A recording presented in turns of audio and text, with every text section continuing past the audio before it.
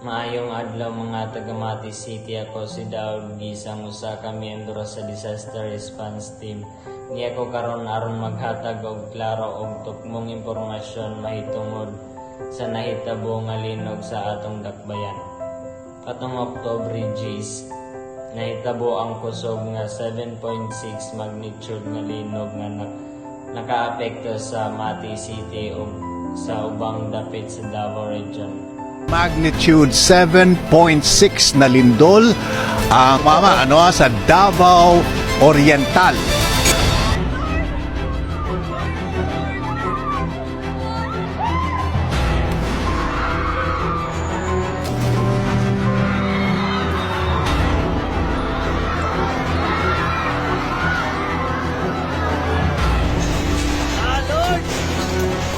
Kahibalo ko nga daghan sa ato ang nahadlok og nabalaka, pero gusto namo nga magpabilin mo nga kalmado og alerto. Tungod sa kusog nga linog, adunay tsunami threat nga gisubay karon sa atong mga disaster officials. Walay kinahanglan ikapanghadlok naamo sa daplin sa baybay o dool sa dagat, palihog likay og adto sa mas taas nga lugar. Ayaw sa pagbalik og delikado pa. Sundon ang instruction sa barangay officials og tanawa ang official nga update. Kung naamo sa balay, i-check ang kandado sa balay, mga pader, linya sa kuryente og tubig. Ayaw sa pagsiga og kalayo kung naamoy nasimutan nga gas leak.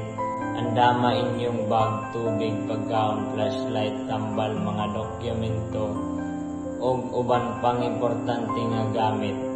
Ayaw mo pagsalig sa fake news sa social media. Palihog maminaw lang sa official nga pahimangno gikan sa LGU Mati P-Box o NDRRMO. Karon nga nagpadayon pa ang monitoring among giapil sa panghinaot nga magiyo sa magtinabangay og magpabilin nga luwas. Ang inyong seguridad mao'y among labing prioridad. Ako si Daud Gisang gikan sa Mati City Disaster Response Team. Daghang salamat og pag-amping mo kanunay.